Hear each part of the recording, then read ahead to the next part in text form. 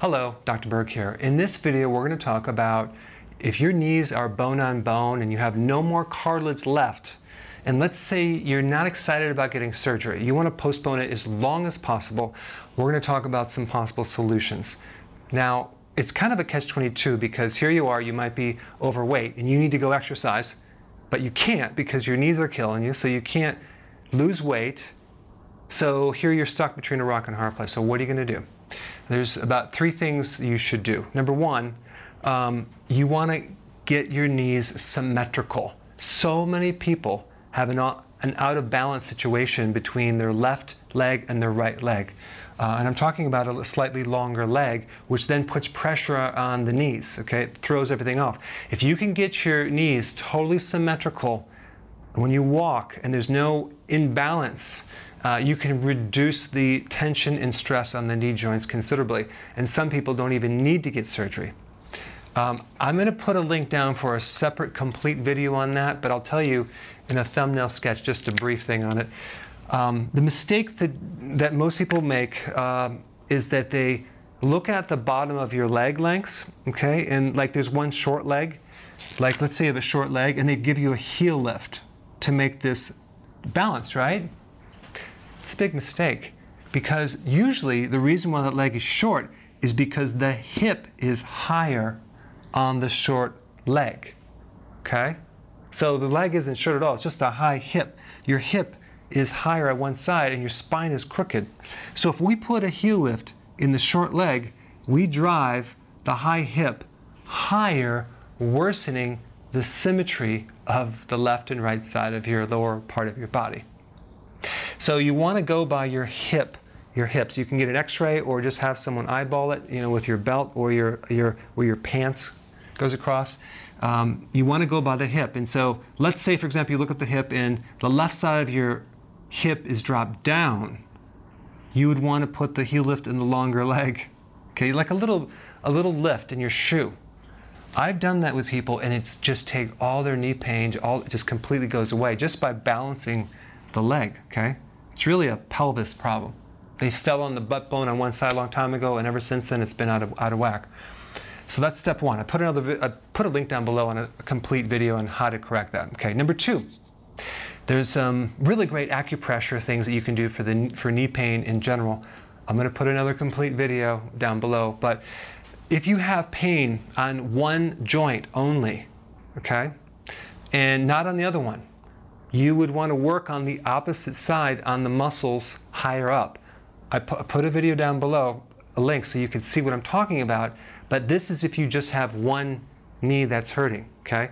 But you might have both of your knees hurting, so you wouldn't need to watch that. But the point is, if it's just one side, you need to watch this video. That will help you considerably, because if we could just take and balance your knees doing acupressure, that will take the pain right down, okay? 3rd thing, reducing inflammation. Because if you have bone and bone, you probably have a lot of inflammation in your knees, and we need to get rid of that before you start exercising or walking or anything like that. Now, typically what happens, people that have bone and bone have a lot of extra weight that they need to lose, okay? I'm assuming you do. You might not, but if you do, you're in luck, because the best thing to do would be to do a program that fixes something called insulin resistance, okay? So insulin resistance is the #1 cause of higher levels of insulin that causes belly fat, a stuck metabolism. So if you were to fix this, going eating plan to fix this, that would bring your inflammation way down. It's dramatic, it's powerful, and if you have bone and bone, you need to do this. You might be in a situation where you could reduce all the inflammation and pain, and even though you have bone and bone, you're walking around and you're fine. You have no more pain. That happens all the time, especially with inflammation, okay, and swelling. And then you'll lose weight too.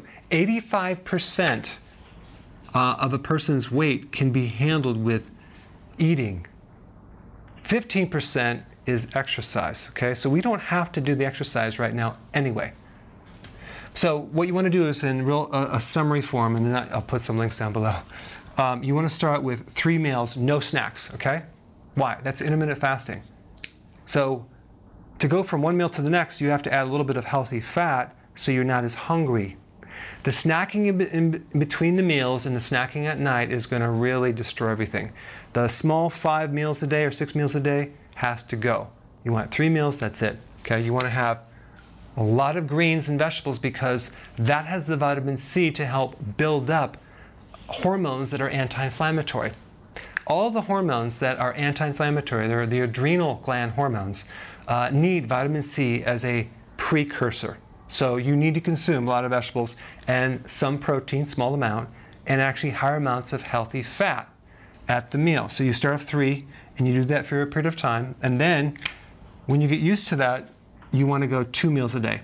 Don't eat in the morning, go all the way until lunch, and then have your dinner. So you have 2 meals a day, and now you have from dinner all the way to the next lunch of not eating to heal the insulin problem, because insulin is triggered when you eat. So if we could take all the stress out of insulin, inflammation comes way down and you no longer hurt in your knees and you can postpone the surgery. Okay, so add a lot of vegetables. There's one other thing that you may want to check out too. I have a joint support formula that has in it not just the standard things like glucosamine and things like that, but it has in there adrenal extracts so to support the adrenal. It has in there some serious natural food complexes of vitamin C. It has in there some herbs that are anti-inflammatory, like stinging nettle root, which are very powerful. So I put a link down below. You can check it out and get more information. But those are the things that you need to do if you have bone on bone and you want to postpone surgery as long as possible. Thanks for watching. Hi guys. Hey, listen, I created a pretty amazing evaluation quiz down below that actually analyzes your symptoms to find the cause, the root cause of all of your symptoms, the most likely cause. So take the quiz now and we'll send you a report.